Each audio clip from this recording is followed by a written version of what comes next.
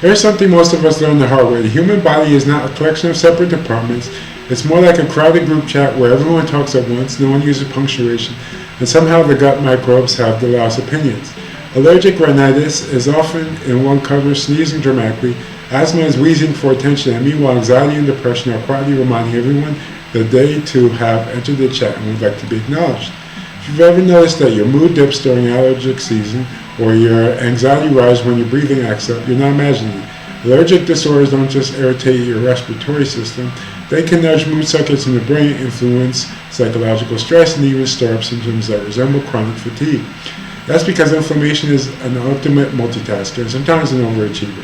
Cytokines like tumor necrosis factor alpha and interleukin-1 beta rise during allergic flares, and they don't just affect your nose or lungs, they travel, they signal, they gossip. They influence neural pathways tied to behavior, cognition, and emotional responses. Then we have the gut microbiota, the microscopic neighborhood that seems to be in charge of more things than we ever agreed to. These microbes help digest dietary proteins, carbs, fats, fiber, and all the fancy micronutrients and phytochemical-rich foods we throw at them.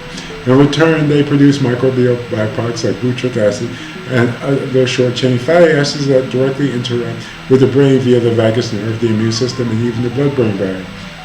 When the gut ecosystem is balanced, it supports synaptic plasticity, improves mood-related outcomes, and bolsters brain-derived neurotrophic factor in areas like the hippocampus and cortex. When dysbiosis hits, whether from stress, antibiotics, alcohol use disorder, processed food, or lack of fiber, these same systems can slide into anxiety, depression, subsyndromal disorders, or good old-fashioned irritability. Food isn't just calories, it's inflammation. Fiber, fermented foods, omega-3 fatty acids, polyphenol-rich fruits, phenolic acids, flavonoids, catechins, curcumin, quercetin, vitamins, minerals, and even dietary magnesium can influence immune responses, calm low-grade inflammation, and support antioxidant defenses. These foods don't just help you feel physically better, they promote fatigue reduction, positive mood, and resistance to stress. Meanwhile, glycation and products and certain food additives stir up inflammation like they're auditioning for the villain role.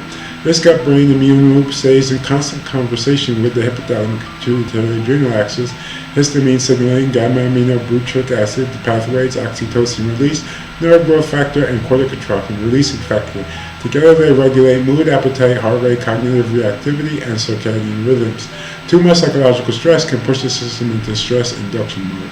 Too much inflammation can make microglia hyperactive. While the complex group meeting does their very best to keep functioning in an equally complex world.